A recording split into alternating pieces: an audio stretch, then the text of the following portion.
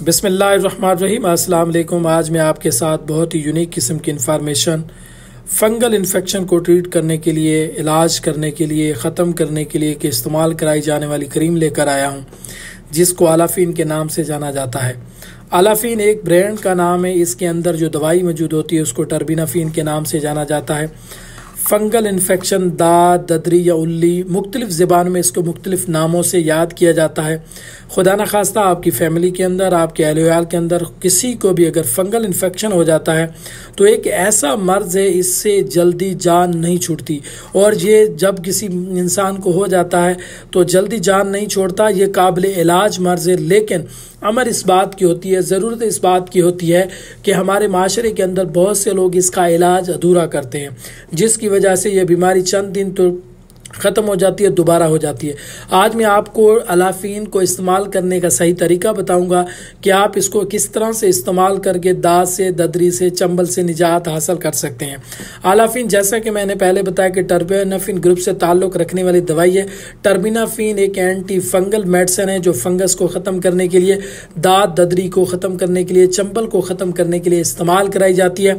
इसको इस्तेमाल करने का बेहतरीन और अच्छा तरीका यह है, जब आपको फंगल इन्फेक्शन होता है तो आपकी बॉडी के किसी भी हिस्से पर, जब फंगल इन्फेक्शन सर से लेकर पांव तक कोई भी हिस्सा आपका मुतासर हो सकता है। जिस हिस्से के ऊपर फंगल इन्फेक्शन होता है तो टॉपिकली तौर पर, एक्सटर्नल तौर पर जब आप कोई क्रीम इस्तेमाल करते हैं तो बहुत से लोग गलती करते हैं। बहुत से लोग इसको सुबह दोपहर शाम लगातार लगाते रहते हैं, उसके बावजूद उसका अच्छा रिजल्ट नहीं मिलता।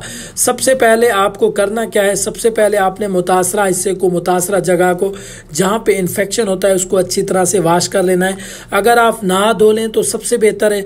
अगर आप नहा धो लें नहीं लेते तो अगर आप इसको किसी टिश्यू पेपर के साथ या किसी साफ कपड़े के साथ अच्छी तरह मुतासरा हिस्से को साफ कर लेते हैं, पसीने से साफ कर लेते हैं। उसके बाद करीम को हल्की सी मिकदार में आपने लगाना है। और इसको लगाने का बेहतर तरीका यही है कि ये अगर आप रात के वक्त लगाते हैं तो आपको इसका बहुत और अच्छा फ़ायदा मिलेगा। और जो लोग दिन के वक्त इस्तेमाल करते हैं वो भी इसको लगा सकते हैं, लेकिन दिन के वक्त बहुत से लोग थोड़ी देर लगाते हैं, फिर इसको धो लेते हैं या इस तरह काफ़ी देर नहीं लगी रहती, जिसकी वजह से इसका अच्छा रिजल्ट नहीं मिलता। आलाफीन आपको तब अच्छा रिजल्ट देती है जब आप इसको रात के टाइम अपनी बॉडी को अच्छी तरह साफ़ करने के बाद मुतासरा हिस्से पर लगाएं और इसको सुबह शाम लगाते हैं तो आपको अच्छा और बेहतर रिजल्ट मिलेगा। इसको बहुत से लोग चंद दिन इस्तेमाल करते हैं, जब बीमारी की नौयत कम हो जाती है तो इसको बंद कर देते हैं। इसको बेहतर और अच्छे रिजल्ट लेने के लिए कम से कम आप इसको 21 दिन तक इस्तेमाल करते रहो, और बाज़ औक़ात ये 4 वीक्स का भी कंटिन्यू रखें तो सबसे बेहतर है। तो जब तक आपकी बीमारी के अलामात जारी रहें तो इसको इस्तेमाल करते रहें और अपने डॉक्टर को फॉलो करते रहें।